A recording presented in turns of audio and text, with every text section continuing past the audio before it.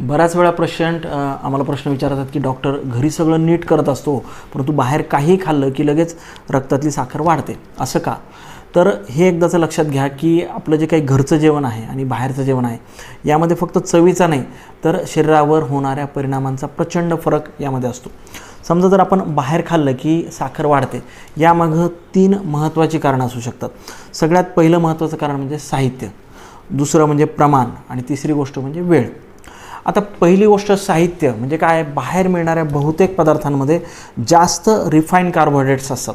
थोडक्यात काय तर आपण बाहेर पांढरा भात, पाव, बटाटा, मैदा, गोड पदार्थ हे खातो आणि याचा ग्लायसेमिक इंडेक्स खूप जास्त असतो.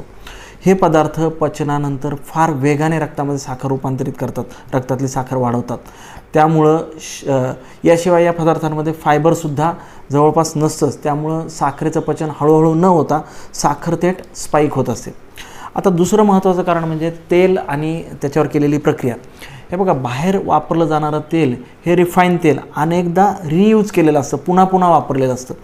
हे तेल आपल्या शरीरामध्ये इन्फ्लामेशन वाढवतं, एक प्रकारे आंतरिक सूज वाढवतं आणि यामुळं पेशींची जी इन्सुलिनला प्रतिसाद देण्याची जी क्षमता असते ती कमी होऊन जाते.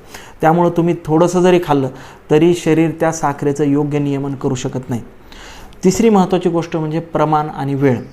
आता बाहेर खाणं कसं होतं, अनेक वेळा आपलं जेवण हे रात्रीचं होतं आणि आपण जे खातो ते बरंच जास्त प्रमाणामध्ये खातो. एकतर काय झालेलं असतं, रात्रीच्या वेळेस शरीराची इन्सुलिनची सेन्सिटिव्हिटी ही नैसर्गिकरित्याच कमी झालेली असते. म्हणजे दिवसा जर आपण तेवढंच खाल्लं तर साखर नियंत्रणात राहते, परंतु तेच अन्न जर आपण रात्री खाल्लं तर साखर वाढते. आता यावर उपाय काय आहे? तर बाहेर खाणं टाळणं हे सगळ्यांच्याच हातामध्ये नाही आहे, पण तेव्हा काही गोष्टी आपल्याला नक्कीच करता येतील. सगळ्यात पहिली गोष्ट म्हणजे जेवणाच्या आधी 10 मिनटं जर थोडंसं चाललं, खाण्यामध्ये गोड पदार्थ टाळले आणि जेवणाची सुरुवात करताना सूप आधी घेतलं, सॅलड घेतलं, नंतर प्रोटीन घेतले आणि शेवटी जर कार्बोहायड्रेट घेतले, असं जर शक्य झालं आणि किंवा अजून शक्य असेल तर भुकेपेक्षा जर थोडंसं कमी खाल्लं तर थोडक्यात काय तर आपण बाहेर काय खातो यापेक्षा किती खातो हे सुद्धा खूप महत्त्वाचं असतं. यामुळं आपली साखर आणि आरोग्य आपलं बाहेरच्या खाण्यावर हे ठरत असतं. बाहेर खाणं हे ऑकेजनल ट्रीट नक्कीच असू शकते, परंतु हे जर रोजचंच झालं ना तर मात्र मग ते कंट्रोलच्या बाहेर जातं आणि डायबिटीस सांभाळणंसुद्धा अधिक कठीण होऊन जातं. धन्यवाद.